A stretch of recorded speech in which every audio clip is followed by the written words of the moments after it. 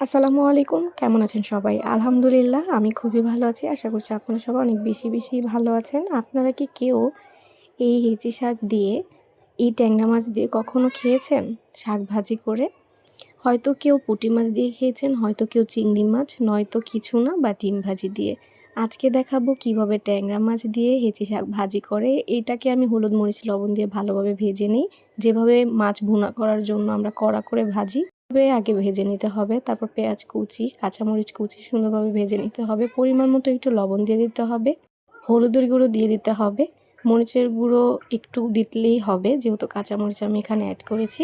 সুন্দরভাবে কষিয়ে নিচ্ছি। কষানোর পরে এখানে আমি একটুও পানি দিব না। তারপর আমি এই শাকগুলো কুচি কুচি করে নিয়ে আস্তে আস্তে রেখেছি। তারপর হচ্ছে আলুটাকে কুচি করে নিয়েছি। সুন্দরভাবে এইটাকে আমি ভাজা ভাজা করে নেব। মাছটা পরে দিব। যখন এই শাক আর আলু সিদ্ধ হয়ে আসবে ভালোভাবে, তখন আমি এই